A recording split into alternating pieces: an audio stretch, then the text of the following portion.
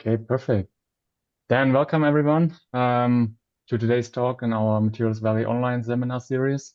So it's our great pleasure to welcome Professor Weihan Lee from RWTH Aachen University. Weihan is a junior professor of artificial intelligence and the digitalization of for batteries, where he co-leads the Center for Aging, Reliability, and Lifetime Prediction of Electrochemical and Power Electronic Systems. And he's also a member of the RWTH AI Center. And his research focuses on combining artificial intelligence with physics-based approaches to advance the digitalization of battery technology. And he's also one of the funding organizers of the Symposium on Physics and Machine Learning for Batteries, which has been bridging together these two communities since 2023, if I'm not wrong. And his work has received considerable recognition, including being named as highly cited researcher, I think for the last 3 years, 2 years, I think three. And he also received several grants and funding, including the Bud Futur Starting Grant. And with this, Weihan, thank you very much for joining us today. And if you want, you can start now. The screen is yours. All right. Yeah. Thanks a lot for the invitation. I think this is a really interesting and important series of webinars. I also had a look on the previous ones, which was very interesting from different perspectives, how AI can be helpful for material science. So what I took with me today is actually a little bit different with compared with the other talks before, which may have a strong focus on the materials. And today I think I will introduce more activities and research from the battery point of view. And I hope you will enjoy it. And I'm looking forward to the discussion at the end of my talk today. At the very beginning, yeah. So I think if we start thinking about batteries, right? So this is not a technology that is recently appear, right? So there are many years of development in battery industry and different generations of chemistries, different generations of technologies. And now we're using batteries in our daily life, right? So from electric vehicles to energy storage systems and in your home storage and so on. This is everywhere in our industry and our daily life. And you see that we are still not 100% understand, okay, whether we know batteries perfectly. Yeah. So there are a lot of new challenges coming up. This is what I have summarized today in my talk, mainly in three directions. So in first direction, I would like to talk about the battery production, right? So here you see that we are facing with a very interesting tempest where we are going to build up the capability in battery production in Europe and in Germany. And this is also one of the points in our high-tech agenda in Germany. So this is our goal, but there's still some challenges. Yeah, so everyone is knowing what is happening right now in the industry. We have a very high stress in competing with our competitors from Asia. Yeah, so and we see that we are lack of experience in optimizing of the battery production line parameters. There are thousands of parameters. We need to learn how it works. And we do not know perfectly, okay, what are the reasons for some of the cells that will fail after the production. Yeah, so there are some a lot of waste of materials, resources, and cost.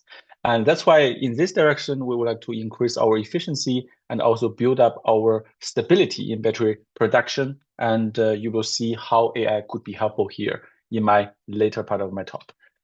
In the second part, I will talk about battery testing because testing is also getting more and more important because the cost behind battery testing is also increasing dramatically because the size of the batteries are getting larger and larger. You see that we are going to use, or recently we have got a very industry standard battery cells arrived in our battery center in Karl in Aachen with 1,000 ampere hour for FP, right? So for the stationary energy storage systems. And you see that there's a trend, especially for the energy storage systems, right? So the capacity of the batteries are increasing. Yeah, which means that if you would like to test such batteries to understand the performance and especially the aging and safety, the cost behind it is also much higher than before. That means the more tests we need to do and the longer the aging tests need to run, the more cost the OEM and also the battery production partners need to pay. Yeah, so this is why we are really interested in how can we reduce the cost and the duration of aging test, right, in one scale further so that we can help the industry to reduce the resources and costs in this direction. The third point I want to mention also in my talk is about the operation. So once we have the battery cells and systems in operation, right? So there will be a lot of other opportunities that we can think about, right? So to optimize the usage of batteries in different kinds of application areas. So what we really want to do is to see whether we are able to use and analyze the data from the field application. This is what we have done in the past 10 years together with our industry partner to see what are the tools in AI and physics-based modeling so that we can develop digital twins of such large-scale energy storage systems and also for electric vehicles so that we can optimize the strategy that we are using batteries, increase the safety of the batteries, and also extend the lifetime. Yeah. But these are the three main challenges that we are facing from the development of the production technology, further in validation testing, and finally in the application. If we look at the application of AI in battery field, right? So this is nothing new. I must say that there are already years of effort, right? So happening. If you take my group as an example, so we from the time point where I started to work on my PhD, right? So that was 2018, right? So we already started working in this field, and until now, like 10 years after the start, right? So in Aachen, we have built up our capacity and experience in a very wide range of applications of AI in battery technology. Yeah? So we are using AI and machine learning, for example, and computer vision for image analysis, right, to help us to understand whether we are able to find anomalies in battery production and then increase the efficiency of battery production. Yeah, so here you can use different kinds of like imaging technology. It could be CT, it could be like cameras, it could also be like other kinds of diagnosis method like ultrasound. Yeah, we're also using AI to help us to automate the quality control. For example, we can use the formation data as input and then use machine learning to help us understand the quality of the batteries and classify them into different groups directly after the formation without doing any end-of-line test and aging test. We use AI for modeling, yeah, modeling in different scales, right? So not only electrical behavior, but also thermal and aging behavior of the batteries, yeah, so for different chemistries, and to see what is the synergy between AI models and physics-based models, yeah, and how can we merge them together to increase the performance of the modeling. Prediction. Yeah, definitely this is very important, right? So we are looking at aging and how can we model aging here in the Carl Battery Center in Aachen here. I do not have any slide with me, but you can check our website. We have like built up a very unique battery center since 2022. It is quite new, and this is the largest battery center with the topic of battery system technology in the whole world. You see that we have like more than 6,000 battery testing channels to test battery to understand what is aging and how can we model it, how can we understand, how can we reduce it. Yeah, and that's exactly what AI can help us. Yeah, we are using AI to digitalize the way we are doing aging tests here in Aachen, and we are using it to understand the data set, find the correlation, and also predict the future degradation from the very early phase of the aging test. Safety monitoring.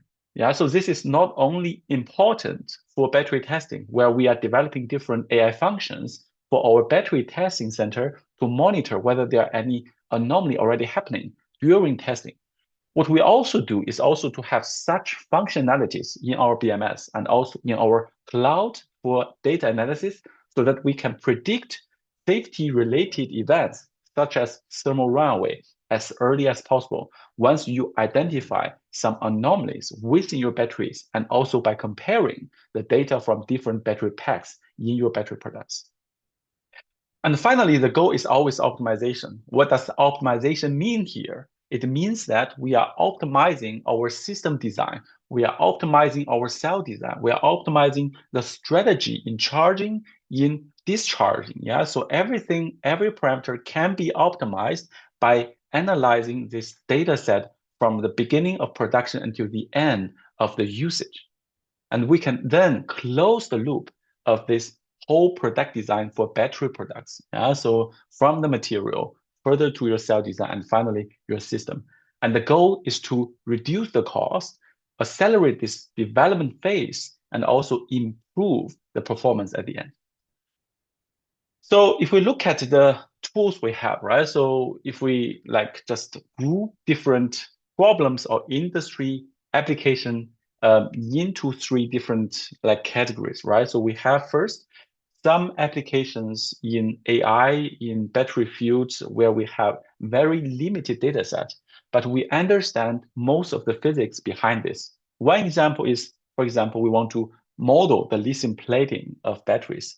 And there, what we can do is we can take the battery cells and then we age them under some specific low temperature or high current charging protocols. And to control that, like lithium plating is the dominating mechanism in your well-controlled laboratory like environment. Yeah, so you understand how lithium plating is working there, and then you can use such limited laboratory testing data and your physical model to predict the future performance of the batteries. This is where exactly physical model and physics is playing a very important role. Yeah, but the other direction, yeah, you see that we also have some other use cases and other applications where you have huge data set, but the quality of the data is not that good. Yeah, and there are also gaps in the data. There are like noises, and you do not understand because the data that are being collected is too complex, and they are covering a lot of things, and you are not able to really, correlate, right? So what does it mean for one like physical phenomena? One example for this is like the field data from battery systems, right? So when we are analyzing the field data from batteries from all the, like, for example, BMW cars, and then it is very like difficult for you to use physical models because we do not have such a model available. Yeah. So that's why the machine learning models and AI models is really, really interesting for us to be used here to understand the statistics, to understand the correlation and find the hidden patterns. And in some other cases, and I can say most of the other cases, we are something in between, right? So here we have like some data set, we also understand some of the physics, right? So for the problem that we are looking at, that's why we think, from my point of view, the very important direction here is the hybrid model, right? We are going to combine the strengths of AI and physics and find the best solution for such problems. And what is our strategy here, right? So we are having like different strategies to combine the strengths of AI and physics-based models for battery technology. And we have worked on it as a very important focus in my group in the past years. And based on one perspective paper with colleagues from UC Berkeley, we have quantified and identified our research in this direction mainly into two parts. The first part we say we name it as internal integration. What does it mean? That means that we are developing new model structures, right, by combining machine learning, such as neural networks, with the physical constraints. One very good example is PINs, right, physics-informed neural networks or physics-informed machine learnings. Here we are developing new model structure to gain the benefits of both flexibility in data-driven models and also the reliability of physical constraints, which we already know from the physical model of the batteries. The other direction that we are working on is we call it like external integration. What does that mean? That means that we are able to use the models and their strengths as they are. For example, we can use AI as a tool to solve the problems that we were facing with physical models. One example is parameterization, right? So we can use AI and other like optimization algorithms and to develop data-driven approaches to parameterize our physical models and P2D models without opening the batteries in the chemistry lab. By doing this, we can save cost, we can save our effort and time so that we are able to really use the physical model in our industry, right? So without AI, before you can use it, but there's a lot of other challenges. We can also use AI to accelerate the simulation of such very complex physical models. We develop new models in the direction of surrogate models, where we are learning from the physics and try to keep the physical information and states be representative in your model so that you are able to run the model much faster compared with very complex P2D, 3D, and 4D models. I will give you some example later. Another important point that are coming in recent years is the interpretability of the machine learning or black box models. Because once we are using more and more AI models and machine learning models in our industry, and what our industry partners are caring about is really how can we rely on such models and what are the physics behind it? How can we explain it? And with most of the black box models, it is really hard to explain why the model are giving us this estimation or prediction. But what we can do or what we are working on is to develop different interpretation tools. Yeah, so there you can check a lot of different possibilities in research. We call it like explainable AI to analyze the input and output. What are the relationships? What are the correlations? How can we explain the parameters of your neural network? How can we understand why the model is telling us this story? And these are widely being developed right now in different areas of applications of battery technology, from the production further to formation and also field data analysis. And within my talk today, I will just pick several use cases, so to cover these three challenges that we are facing within battery technology. And I hope after my talk, you understand what are the current state of the art and what are the important progress recently in these three different kind of areas. So let's start from production and characterization. As I mentioned shortly at the very beginning, the motivation for us is to reduce the challenges and difficulties in this ramp up phase of battery production. You see that we have like a lot of challenges in a lot of like battery production companies right now in Europe, in Germany, but we are still trying very hard to work with them so that we can deliver something from the cell perspective and AI perspective to help them to reduce this time, effort, and also cost.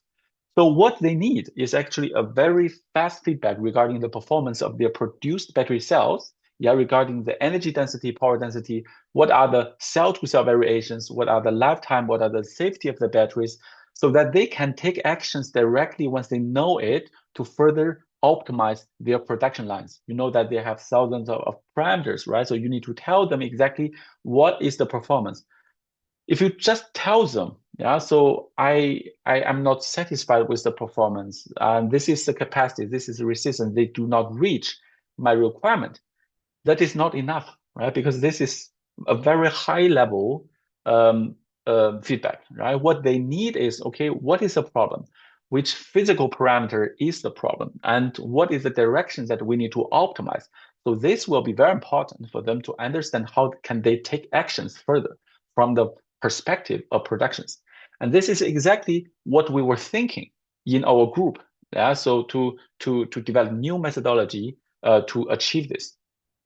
So the first thinking is we should effectively use the information and data set we have from production lines. One very good example here, which is already published years ago from my group, is how can we use formation data efficiently to reduce the effort in end-of-line test and aging test.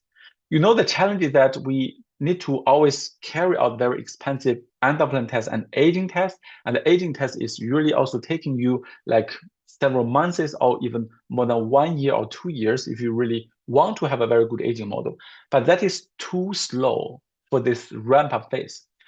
What we have demonstrated in this work is that we are able to use different formation protocols and then use AI as a very strong analysis tool for us to extract important features from different kinds of formation processes. This is only using the electrical information so that we can understand whether we can already get a lot of information related to battery quality from these features, which we are not able to see with our eyes. Yeah, so you see that we have demonstrated we are using very, very simple AI models, right? So you see KNN to like quantify the quality of the batteries, and you are also able to find the strong correlation between these features information and the aging performance of the batteries. We're using the dataset from University of Michigan, from Anna's group, and here they have also carried out the aging test directly after the formation. Yeah.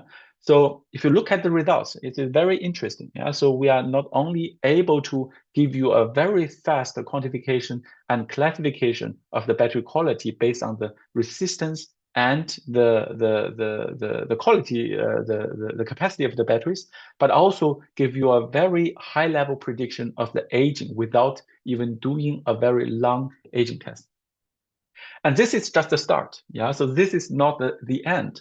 So there are a lot of further work and projects being continued after 2024, where we are currently working with different like industry partners in Germany to use AI and the physical models to understand what is the further potential. Yeah. So to optimize our formation protocol, to reduce the time that we need information, to make an even better prediction and classification by integrating more sensing technology. You see that here we are just using the standard like electrical signals.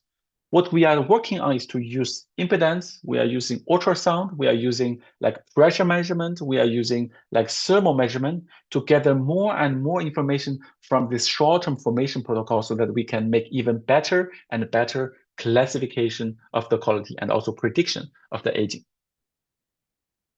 After formation, there are also another very important step after that, which is end-of-line test. As I mentioned before, if we just use a state-of-the-art end-of-line test and tell the production lines, oh, the cells are not good enough, yeah, so the capacity is not reaching our requirement and please optimize it. It is very hard for them to work on it.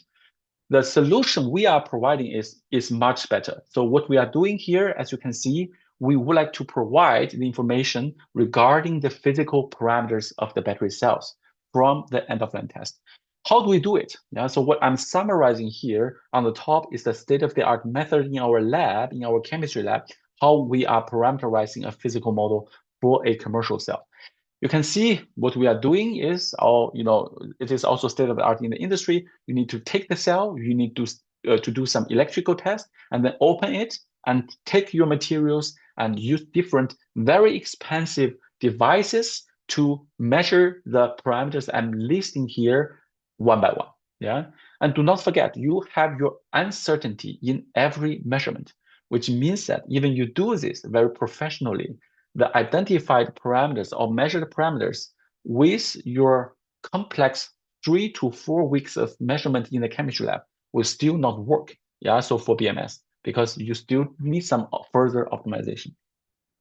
This is actually the motivation why AI is helpful here. So with our methodology, we are combining the electrical uninvasive measurement data, which are just voltage, current, and temperature, so that you can use AI models, machine learnings, Bayesian optimization, or others to optimize the parameters based on very, very strong, well-designed process, right? So to understand the sensitivity and then design your design experiment and then optimize the parameter values based on a very well-defined physical boundaries. And finally, you will get your physical model with reliable parameters, which is running, which is working for your BMS or for your simulation within a much shorter time without even opening your battery cells.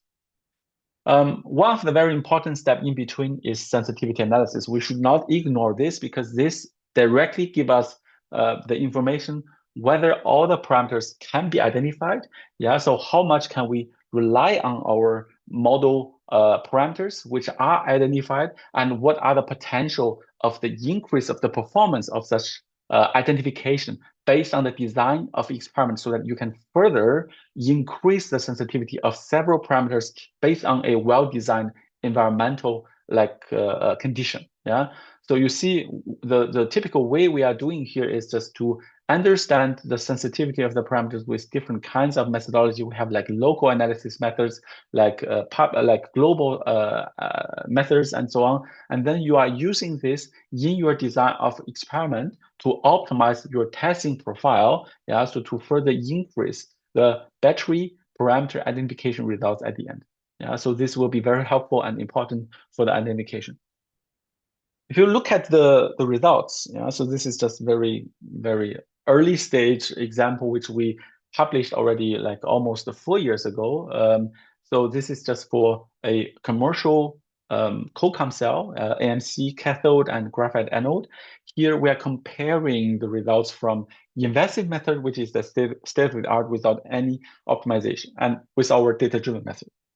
You see that these results show you a very significant improvement. Yeah, so this is not only at very low dynamic charging discharging profiles. Yeah, so which is on the first row, and in the second row, you see that we also achieve a much better performance in real world application profiles. This is just one like battery field data or like load profile from electric vehicle. We are testing what is the performance between the invasive method and our data-driven method. And we see that there's like a significant increase of the performance. And also you see the capacity errors between the cathode can also be dramatically like decrease, yeah, here for this case.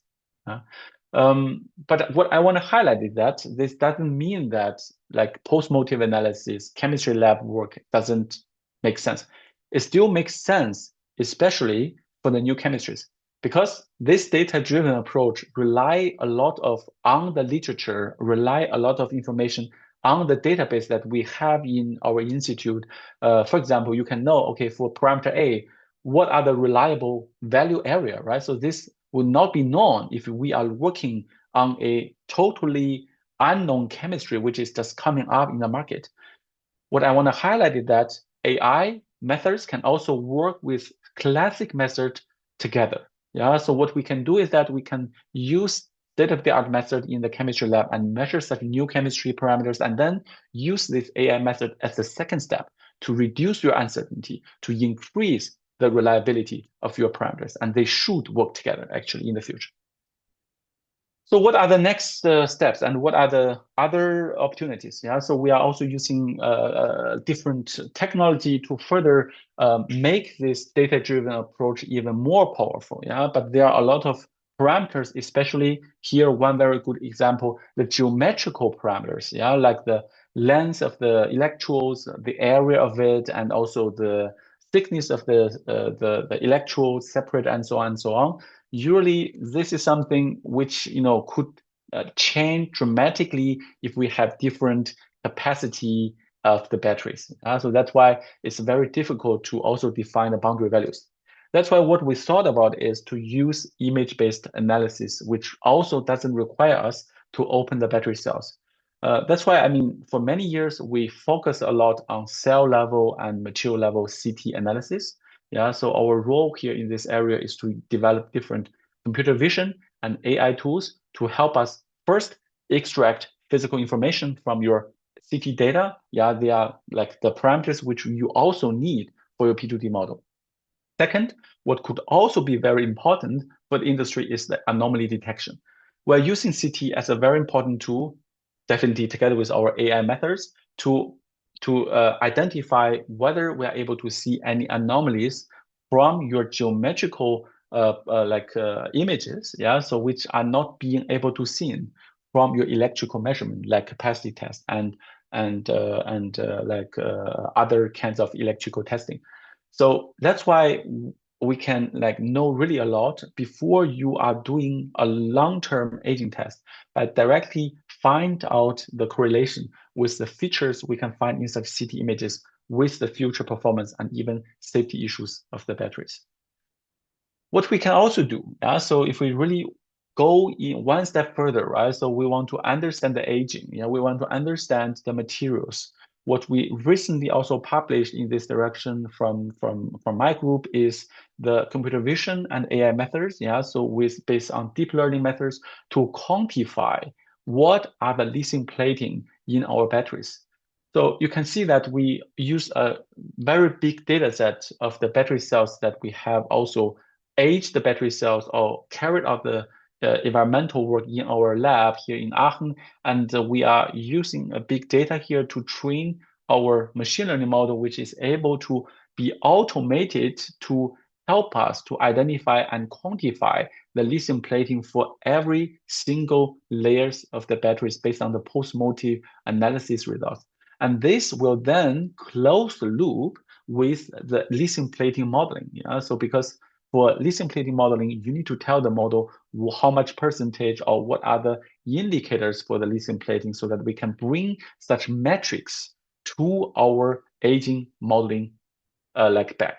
Yeah, so this is exactly this work has done. This is very like first work that we have seen in this field where we are able to use machine learning and computer vision to help us quantify lithium plating with the data we have.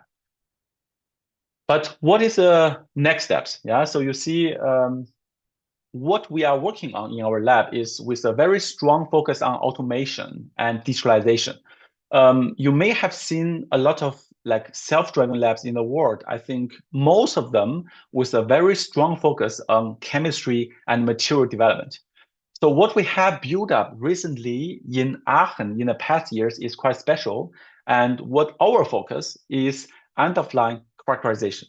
Because we are using commercial cells here, right? So you see that what we are doing is to use robotics and AI to automate the way we are doing high throughput characterization. You see, what we are doing is to grab the cylindrical cells. We are able to labeling the batteries, scan the barcodes, and do the measurements of the weights and even the resistance, the 1 kilohertz resistance and the voltage measurement, and together with some other electrical tests, which you can see behind this like test bench on the left-hand side with like impedance measurement and also the capacity measurement. And here you also have the flexibility to design your testing.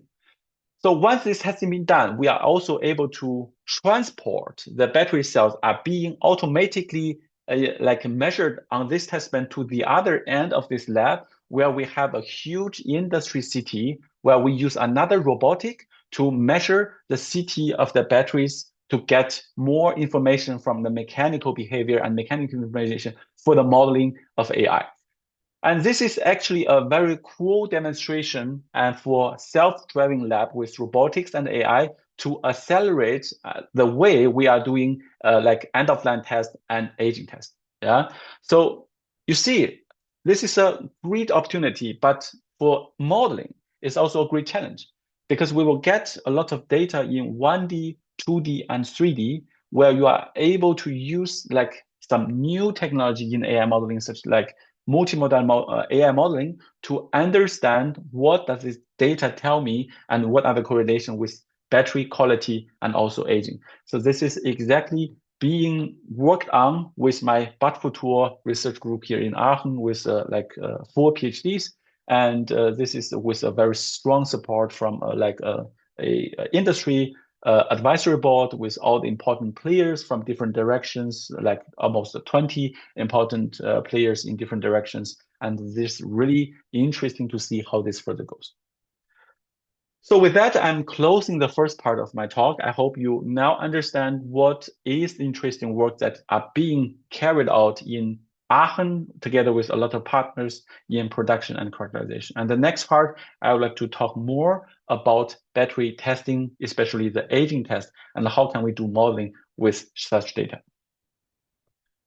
So battery aging, yeah. So I do not need to highlight why this is important because you see that a lot of indicators that we are improving on the like production side is the aging, right? So aging is something that is also very difficult to improve.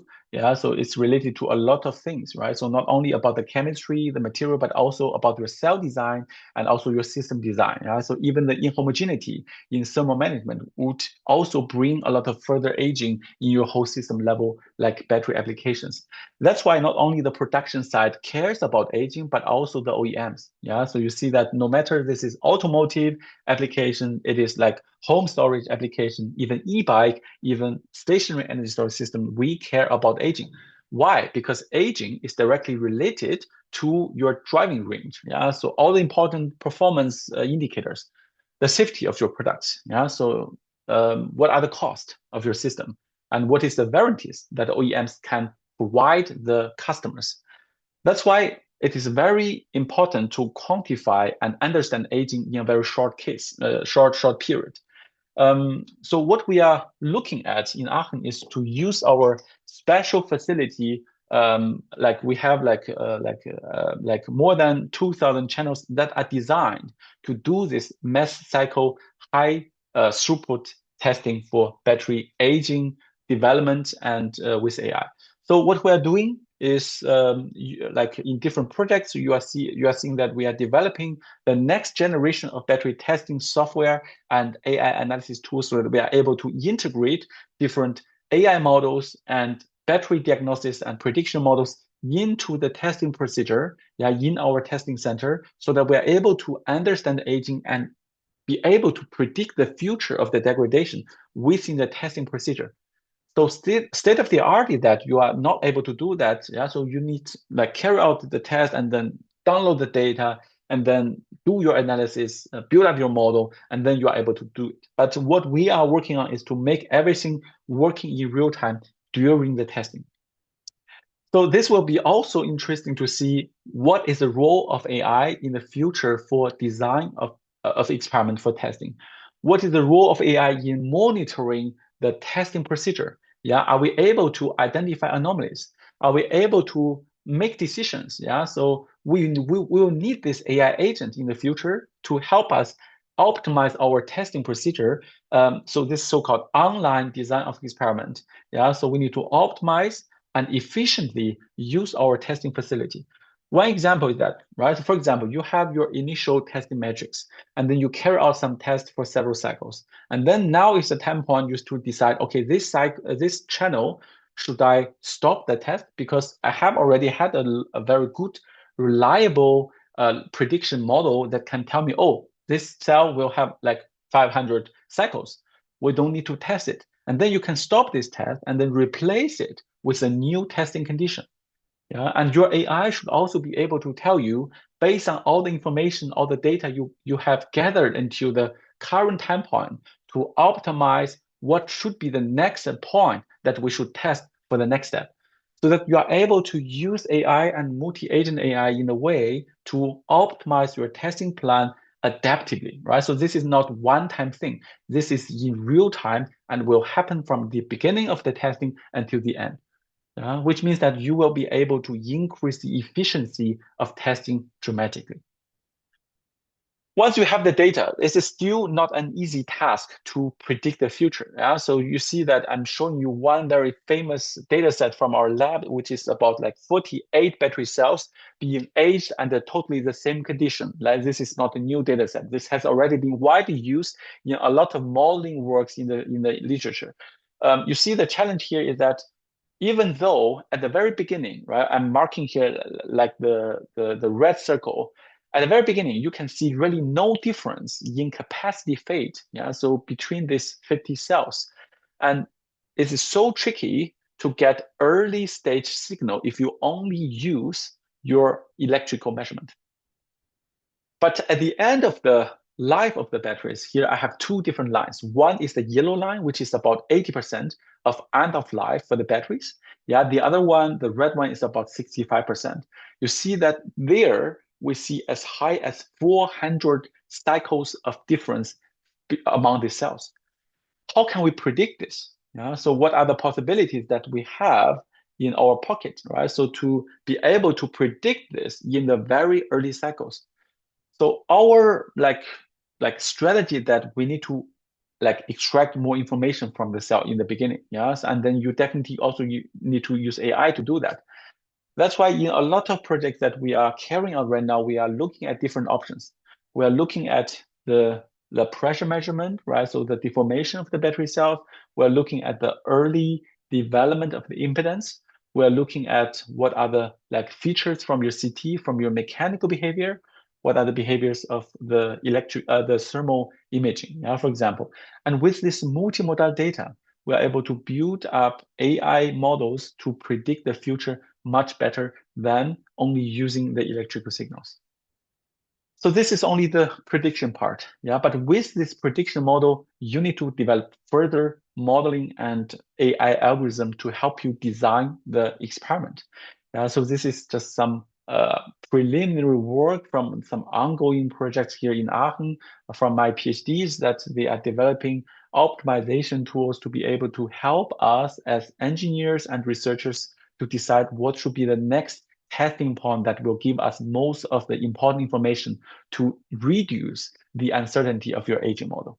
Yeah, so this is just very, very like wide area of application of different kind of AI models. That you see that we need prediction models, we need like optimization models, and I do believe that for the operating of such large testing centers that what we are operating here, we will have soon our AI agent to help us in the near future. Although we have a huge capability in testing, right? So the AI models is always data hungry. So no matter how large your data set is, right? So we are also using the data set from our industry partners. Yeah. So for their like battery products, even for the fuel data, what we have found out that is, no matter what the data looks like, you can still think about the augmentation. This will be always helpful if you are using AI models or machine learning models to do your modeling task. What we have demonstrated here in this work, together with the collaborators from the US, from UK, is that we can develop a very simple model, just with 3 different parameters to make our data, especially in aging prediction, more powerful. What we have introduced here is just like 3 parameters, which is offset, slope, and elongation. And with this, we bring more varieties in our laboratory aging test data and also in the field data to be able to let the machine learning model to look at more possibilities and more different use cases. Yeah, so to have a significant increase of the performance directly without aiding more data from the lab.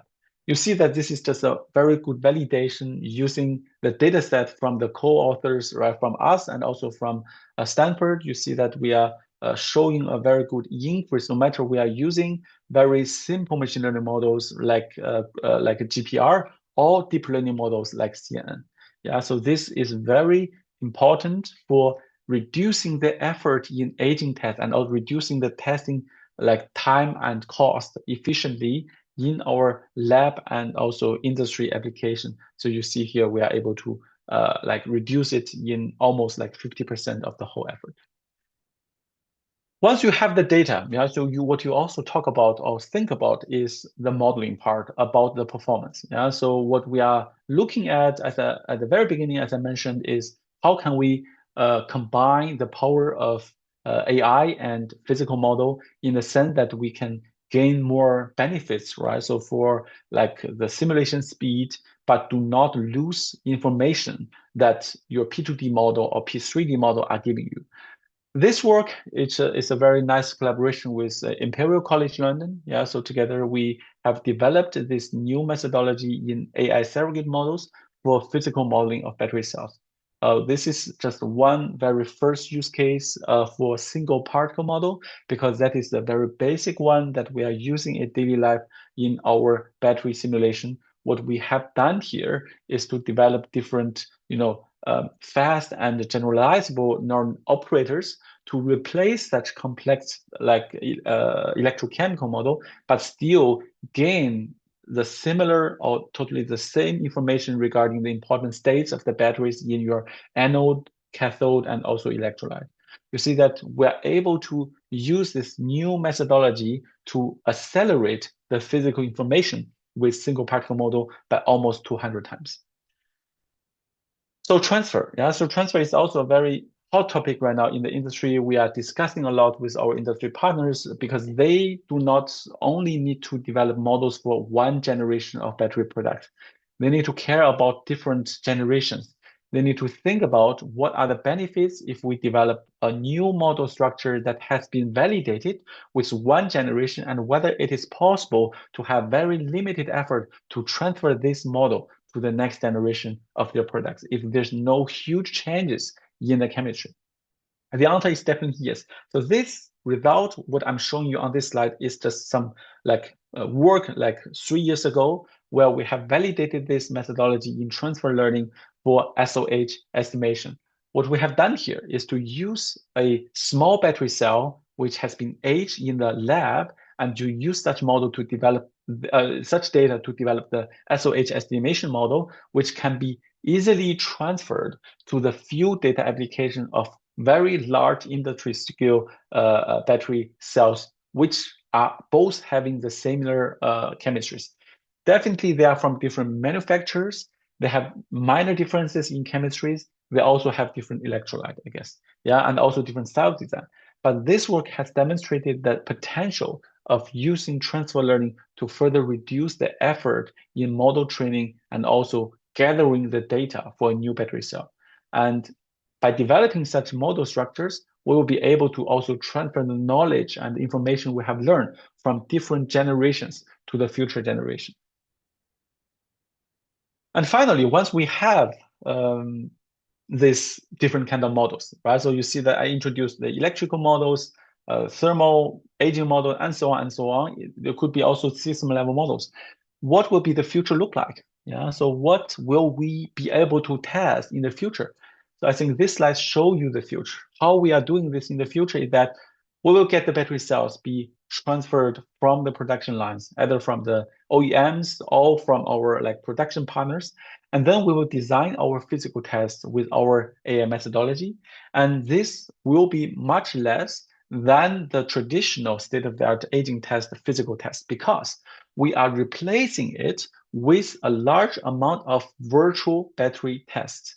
So this is just using the battery models, we call it battery digital twin, to carry out a lot of number of tests which we usually need to do with physical tests. By doing that, we already understand a lot of other like possible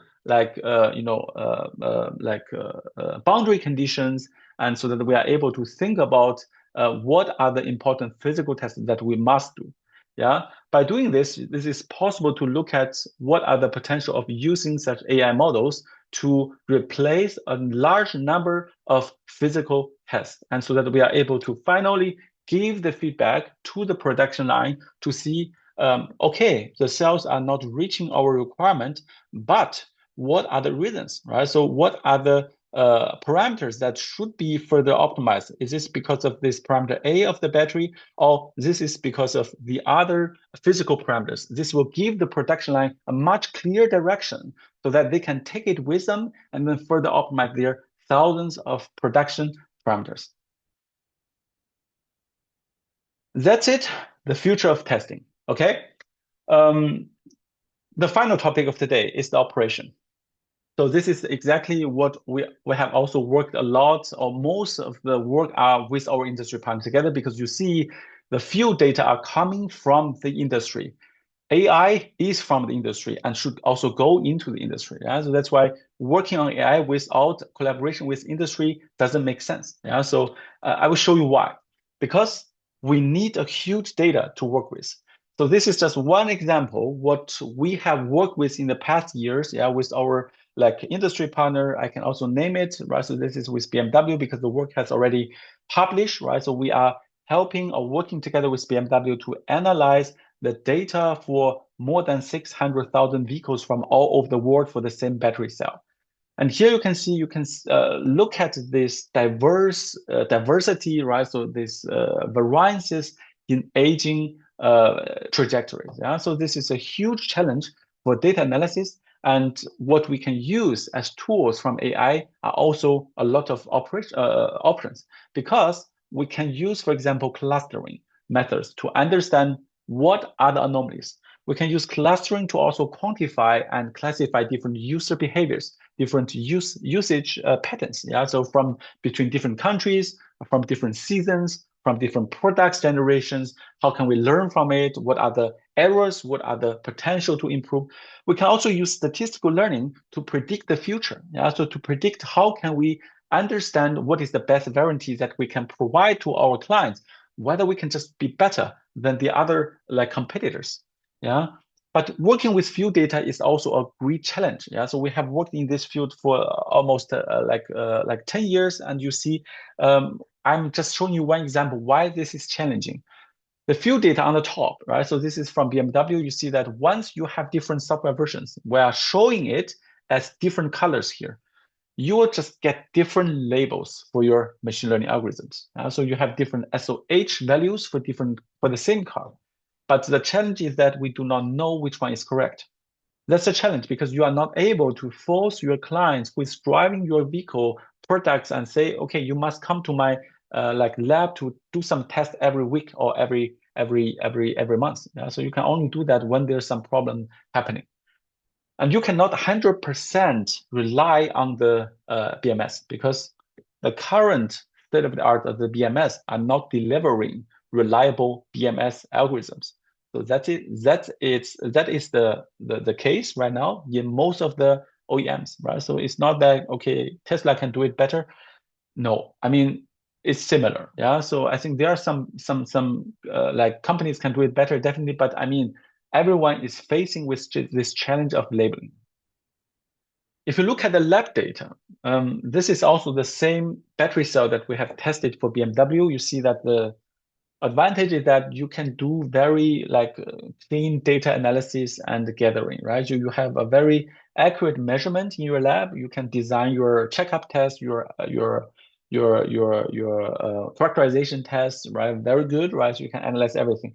You can also separate like different aging phenomena. You can separate Kendrick aging with your cyclic aging. But there's always a but. The challenge is that you cannot test a lot because first it takes a very long time. Yeah, you see that the tests we have done here for this laboratory cells are more than 500 days. It's almost 2 years. Yeah.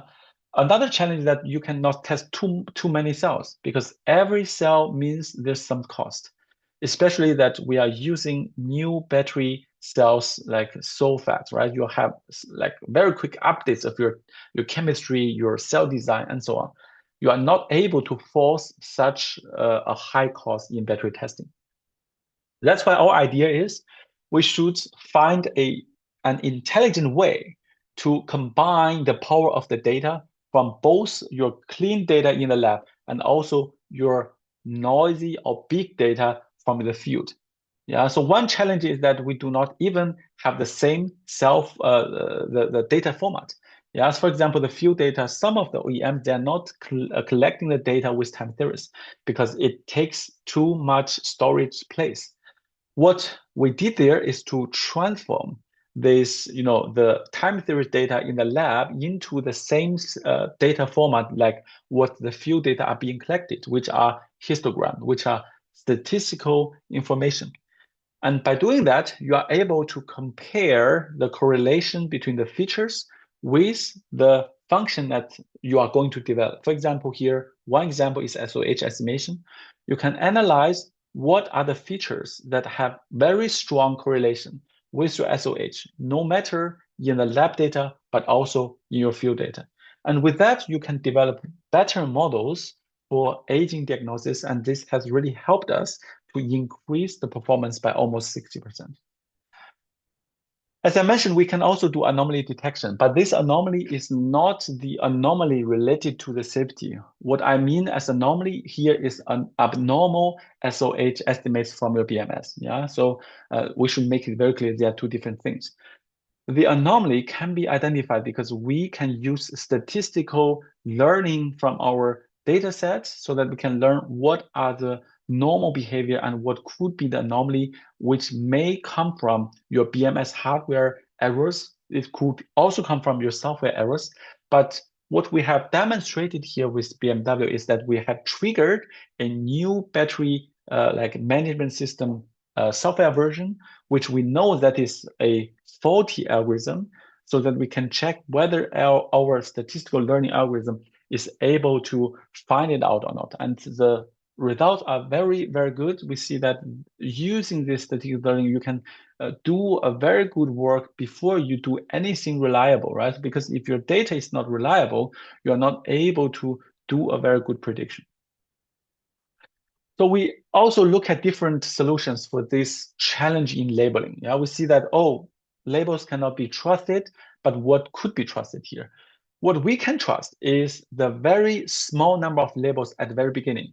because you see that all the battery products before they are brought to the market, the OEM already have a lot of tests running in their laboratory and also in this testing phase, let's say. So there we are able to do some like vehicle level testing to like generate reliable labels for your battery SOH, for your battery aging, so that you can have a small number of labels that you can really trust. Based on this, we have new ideas and new strategy to use semi-supervised learning and self-supervised learning to utilize the power of such limited number of labels together with the big data which you further going to like collect from your large number of your market products, right? So which you do not have very good labels. And there with this self-learning um, like model structure and the strategy, you are able to benefit from both sides so that you can have a learning model which is able to give you a much better performance compared to only using the large number of data without very good labels. And lifetime prediction is still a quite new challenge or new topic for field data, because field data, if we talk about the history, right? So when I did my PhD, like 2018, like we have done some very early pioneering work in cloud BMS, right? So it's also the topic of my PhD thesis, where the industry started to notice the importance of cloud for your battery management system and for data collection. And then people started to collect data and from their BMS. And I mean, currently, if you look at the industry application, almost all the like industry partners are doing this because they know this is important. But really, how to use that data for lifetime prediction is still like new. Like if you see that the work that we have introduced here from 2023 is also one of the very early work that has shown up in this field. The challenge we were facing at that time is not okay, which model we can use. It's not the case. There are a lot of models that can be used here for prediction. The real challenge is how can you extract important features from such a dynamic data set? Why this is dynamic? If we are comparing this with our lab like aging test, where you have like just very standard charging discharging protocol, you have constant stress factors. Your temperature is not changing. Your current for charging for discharging is not changing. Your DOD is not changing. So everything is constant. For that case, you can have some, very the data as input, and you have a lot of choices for modeling. But for our case, if we look at this data set, right? So this is the data from like 60 electric vehicles, right? So collected over like 3 years, over 400K kilometer of mileage. And there are like a lot of dynamics here. You see that you cannot control your electric vehicle running on the road are always under the same temperature, right? Because the temperature is changing every second. Yeah, we have facing with temperature differently in winter and in summer. So you also have a lot of variances how the drivers are driving the vehicle, which directly means that your charging behavior is also different. Some of them they charge like with fast charging with DC. Some of them they want to use their home charge with AC. Yeah, so these all are included in your data set. That means the best thing we need there is to find a way to extract features. What we have done here is to develop a new methodology with moving window to extract statistical features based on our understanding how the stress factors are having influence on the battery aging. What you can get is, as you can see from this figure, right? So the yellow time windows, we are moving the window further and we are extracting, for example, the maximum, minimum, mean, median, whatever, like important statistical features about all the important stress factors, like temperature, like your charging, like your discharging, and so on and so on. So that you have a very big pool for feature ready there for you to analysis. Yeah, so and then with this, you are do state-of-the-art method for correlation analysis, ICA, whatever, then you will find the best feature you can use for your lifetime prediction. And this works. Yeah, so this is a very important step like towards the industry application of AI for lifetime prediction. You see that we're able to use machine learning models to predict the future degradation. And very importantly, we are providing the uncertainty. Yeah, we not only know what is the future degradation, but also we understand no matter how the prediction looks like, we know how much can we trust our prediction. This is extremely important for the application. You can also look at figure D here, right? So lifetime prediction is not only for warranty, it's also for safety. This is one example where you see this one vehicle compared to all the others, it has a like a much shorter lifetime. Yeah, the others have like for the same time period, it has reduced the capacity much higher than the others. And by using this prediction tools, you are able to also identify such vehicles where you should pay attention to it, and maybe you can also inform your client to have a check, right? So with you, so that you can guarantee there's no safety issues happening in the future. So what are the state-of-the-art in the stationary energy storage systems? Yeah, so this is a very important and increasing market, also especially in Europe and in Germany. And I think we are building a lot of new projects right now in Germany to increase our ESS storage capability. Yeah, so and here in this field, LFP batteries is dominating, no question, 100%, and which means this is a nightmare for diagnosis. You see, the challenge in FP batteries is this very flat OCV curve and also the hysteresis, right? That's because we are still facing a lot of challenges for FP batteries, right? Regarding SOC estimation, regarding SOH estimation, and lifetime prediction. But that's exactly what we are working on. So you see, for large energy storage systems, apart from the single cell performance, what we also care about is the cell-to-cell variances. We call this as inconsistency or inhomogeneity in the system. There are a lot of reasons, a lot of like resources where this inconsistency come from. They are coming from unbalanced battery systems, right? Cell balancing, right? So electrical behavior. They come from the thermal behavior, right? So your thermal management, whether you are able to cool your batteries or to be similar, right? It also come from the aging. Yeah, so your batteries are all also aging differently. Even the qualities are not always the same. And all these three aspects all have influence on each other. So that's the tricky part. So what we need for the future diagnosis for batteries in large energy storage systems is the next generation of SOH estimation to also give you information about inhomogeneity of your system. So this is what we have developed here in this work, where you can see from the results, we are able to quantify where does this inconsistency and inhomogeneity coming from. Yeah, so this comes from like mainly from the thermal behavior or from your unbalanced like electrical behavior or aging. This will important to also be given back to the system design to optimize our containers, to optimize our battery energy storage system products in the future to reduce such inconsistencies, because we know not only the worst cell determines the performance of the whole system, but also this cell-to-cell variance and inconsistency are playing a very important role here. Once you know how you do diagnosis, yeah, once you know your expertise, your knowledge that we are building up in all the companies in battery field, what can we do in the future to train our experts, train our like junior researchers, train our junior engineers to operate such large energy storage systems? There will be AI playing an important role here, right? So this has also been like demonstrated with our recent work, which was just published like this year. What we have demonstrated here is to develop the multi-agent AI models, yeah, for explainable operation and maintenance of large-scale energy storage systems.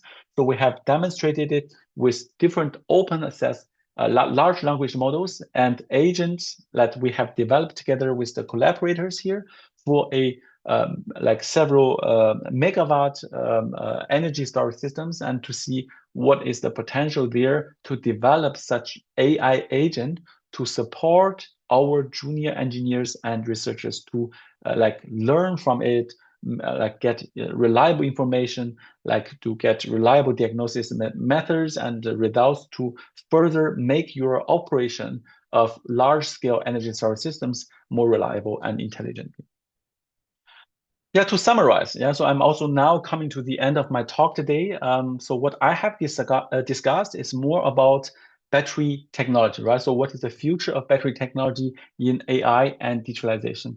And this is exactly the vision of my group here in Aachen University at IZEA Institute and also at Carl Battery Research Center. So what we are working on are mainly in three directions. Yeah, so we are building the digital twin technology with AI for battery material and component development. Also, definitely the manufacturing partners, we are supporting them to develop different AI tools and solutions. We're also working on battery cell level in testing and also modeling to reduce the effort and time and cost in this direction. And finally, we're also working very closely with the industry partner in battery system level to help them digitalize and make their battery products more intelligent. Yeah, so with better diagnosis models, prognosis models, and finally optimization of the whole products. And with this, what I want to highlight today is that this is nothing that one partner or one group can finish everything. This is our vision. We are also growing very fast, but what I do see is that we need the whole community to work closely together, especially also what we are doing today. Yeah? So I'm calling for collaboration. It could be like industry projects, it could be also Horizon project, or even like Germany projects. We are very open for collaboration in this area, and we would like to collaborate with every one of you to focus on different kinds of like models to make our battery technology more intelligent with AI in the future. And at the end, I would like to thank my team here, which is a very young team. I have built up this team since 2022, and you see that we have already grown like to more than 20 people here. Most of them are doing their PhD with me, and here we are looking at different AI methodology in different kinds of applications, and they are doing fantastic work in this fantastic center. Thank you very much. Thank you very much, Weihan, for this great talk, and it was very impressive to see what you already achieved despite being so young, to be honest. Um, if you have a little bit more time, Weihan, I would love to offer the audience to ask some questions. Yeah, sure. Feel free. We still have time, right? So we have time until I think half, right? So half. So Yeah, basically, 20 minutes. okay, we have 20 minutes more time. So if you have a question that you would like to ask Weihan, please raise your hand. Yeah, you can just or just turn on your camera or turn on your microphone. Just raise your Yeah. questions. Yeah. But maybe I can start. So at the end of the second topic that you present, Hmm. kind of your vision was to do the cell testing after the end of line production, and Hmm. then want to trace back the results to the manufacturers and want to optimize the production parameters. How is this traceability possible? So from this EC data, how do you know which production parameter to change? So this is actually another topic. So what I have discussed today is just once we get the battery cells, right? So how can we do characterization in another way with AI so that we can quantify and give more information regarding the performance to the production? I didn't discuss anything about once the production line get this parameter, how can they do, right? Which production process they need to optimize. But this is exactly another topic we are working on.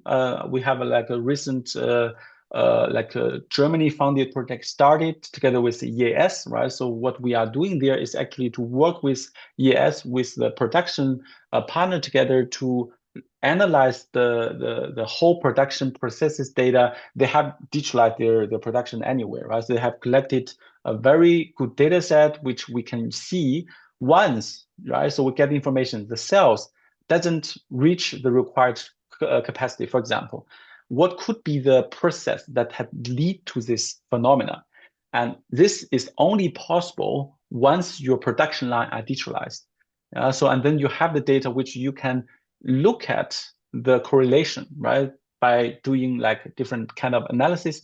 There are something which already, being understood by like experts who are running this production. And they know roughly, oh, this machine, once I tune this parameter a little bit, then I see that there's another problem. This is correct. But what AI can help here is that there are still a lot of other parameters or relationships you are not able to see directly based on this tuning. This is the Mm. power. Once you have more data available, and the more data you have, this is exactly what the industry has, right? So you will see the power of AI to help you like analyze this kind of data set. Mhm. I see. Then maybe I misunderstood a few things. You said you were talking about the more data you have, the better. At the moment, I've not really a feeling how complex all of these models that you presented, how complex they are, and how many data they actually need. Can you comment on that? That's also a hard question. I mean, there's no concrete number, right? So what is a good amount of data? Why I said the more the better is because the current status we have in battery field are not enough. It doesn't mean that always the more the better. It just means that compared to what we have right now in the lab, we still need more. Yeah, but I think a lot of industry partners are already, collecting a huge number of data, like what I showed at the end, right? So the few data they're already enough. I do not know that okay, if you have more, whether there's more benefits or not. But if you look at aging test in the laboratory, right? So the state-of-the-art data set, which is open access, yeah, so you can see from the literature are in the direction of hundreds.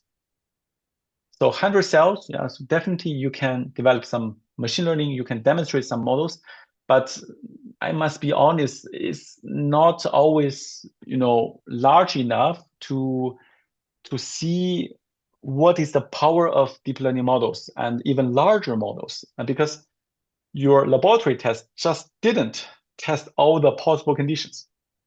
So that's what I mean, right? So we could need more data. That's also what we are doing right now in several new projects we are running. We are trying to generate more data in the direction of 1,000 cells so that we are also able to publish such aging data to the community so that everyone can further develop your models using our data set. I think that will come either this year or next year by my colleagues. Yeah, it sounds great. Publishing also the data set that others can use it. Then there's another question by Jan Lettner. Yes, on this topic of the more data, the better, are, as far as I know, scaling laws from large language models, for example. Is there some similar laws or similar things for battery-related topics or material science topics in the context of AI? Do you know Yeah. of something like that?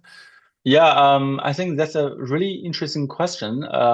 As far as I know, we do not have foundation models. Yeah, so there are some work they are claiming they are developing foundation models for batteries, but they are not foundation models. I must be honest, because we do not reach the amount of data that large language models has already reached.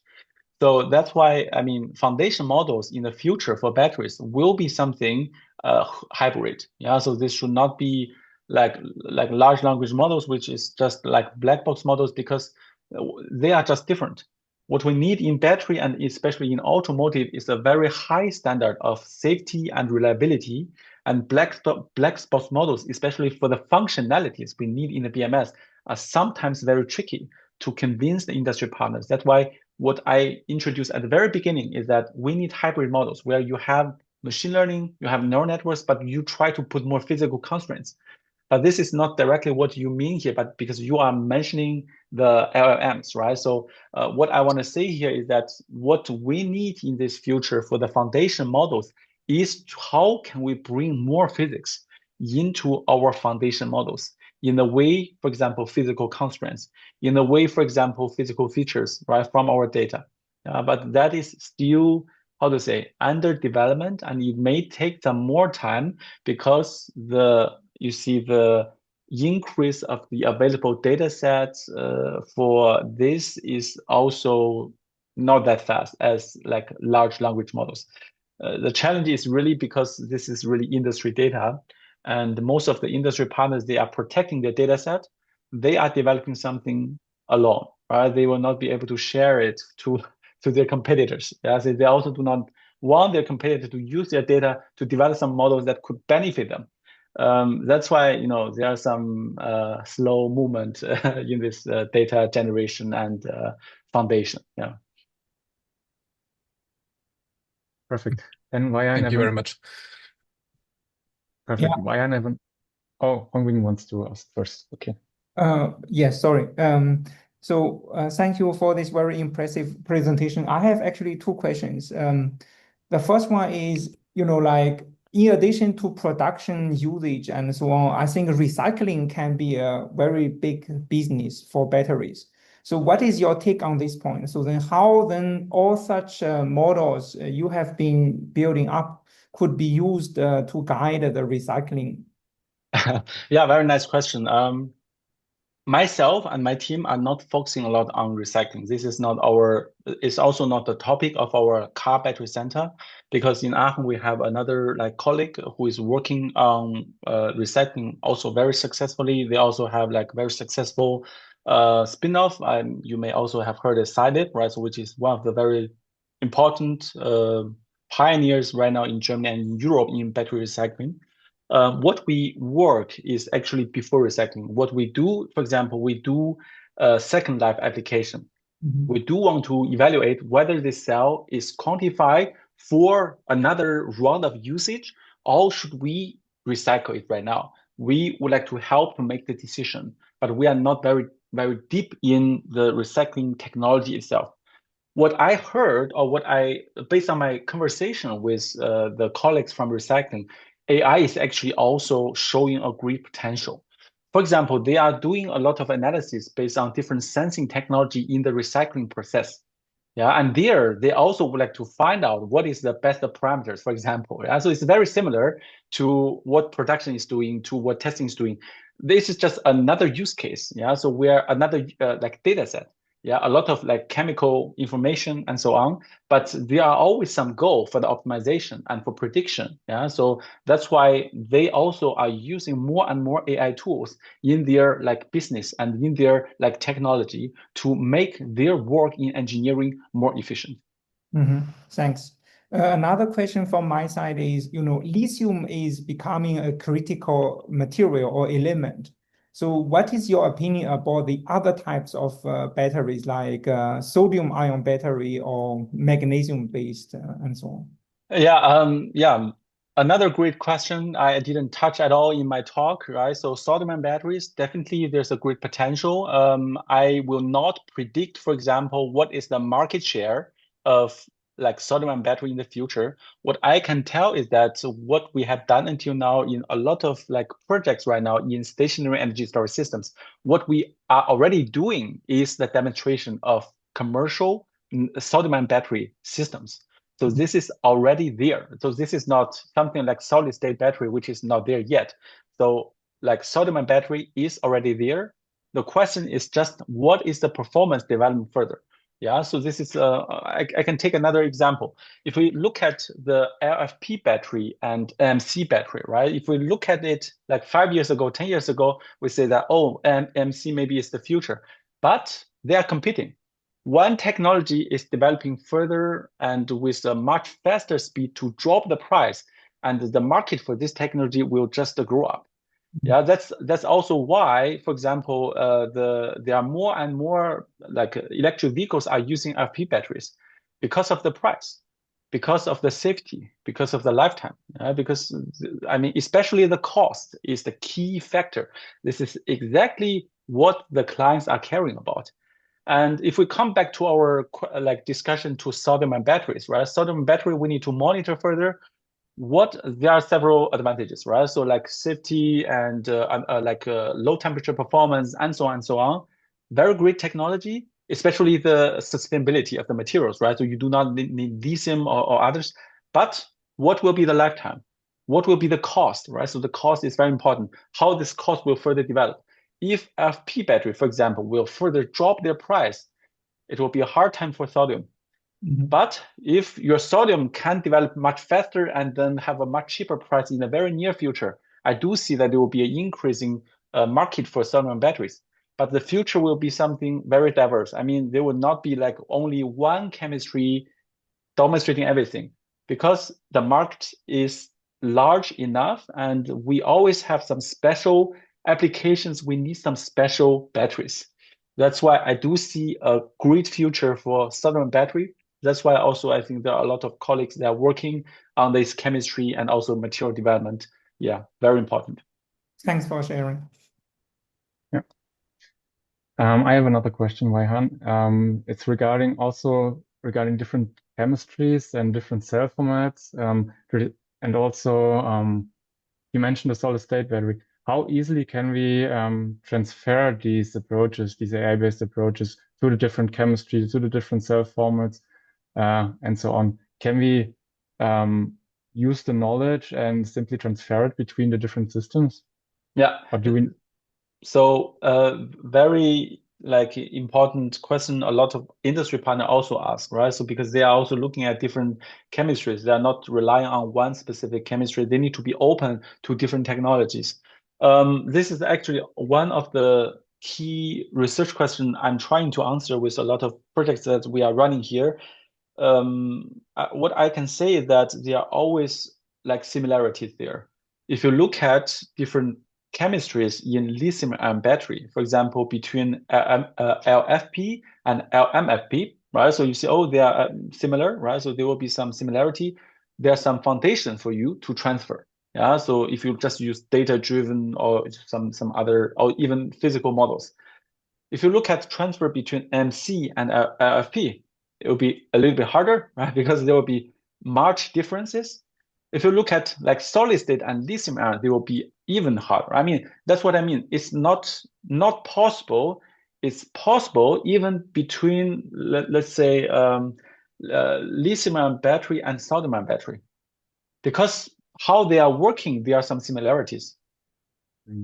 The question is only how much can be transferred, and what does that mean on the data? Yeah, and then if you like, for example, we want to transfer between two batteries, both are FP, but they are different manufacturer. And then maybe you do not need a lot of data in your new battery to make this transfer work. But if you are talking about transfer between lithium to sodium, maybe you need much more data in your sodium battery to be able to have a reliable transfer. FE. Thank you very much. But what I want to add here is the future of the future, the final day of the future, what we want to do or what we want to achieve is the foundation model. So the foundation model means that we would like to have a model, for example, for lifetime predictions that will work for every cell, for every chemistry, for every cell technology. But what I'm asking myself is when that day will come. Probably take some some time to develop such a model. Exactly. Okay. So last chance to ask any question. But Weihan, I think there are no more questions. So in that case,